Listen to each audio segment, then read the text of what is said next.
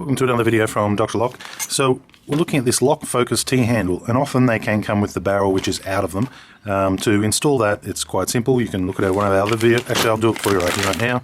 So if you ever buy one of these and you find that the barrel is out of it, no big deal. Simply pull the key back 5mm, depress that last retainer and then push it in. Put the barrel into the lock, rotate it around until you find that the barrel is at its lowest point. When it is, put the tip of your finger on that barrel and pull the key out. That barrel is now securely in place. If you need to extend the back shaft or spindle of this lock here, it comes as a standard of being 75mm long. We're going to extend it to be 136mm by using this part here. This is also in our lock shop. I'll put the links down below to the two products. So as you can see here, it's a standard size spindle with two notches here. We need a Phillips head screwdriver for this. That one's too big.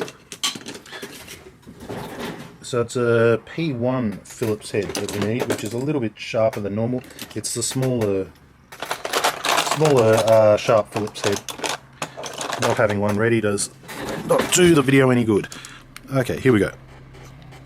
So to get this out, we're just gonna loosen this one screw here, and you can see it says A, B, C down here, and S. We don't need to worry about any of that. We need to just keep the configuration the same. You'll also see here's a little indent with a circle going through it.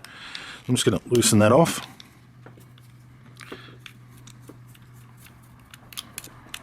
Once you take that screw out, pop it down. Now with a very slight wiggle, you will remove this part here. That's how this part will come out, just like that. And then simply just rotate it, push it across, and remove it. With the new one, push it through into the first groove and rotate it.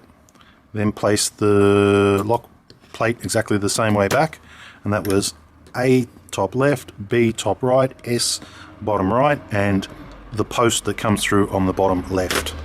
Once you've done that, replace the screw into position.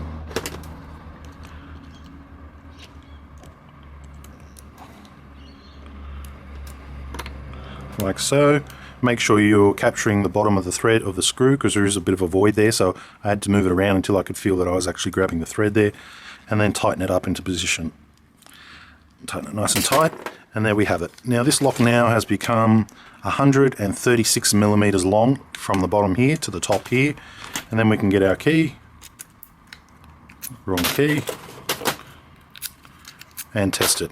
Locked position, the lock doesn't turn it 180. Open position, the lock turns the shaft on the back.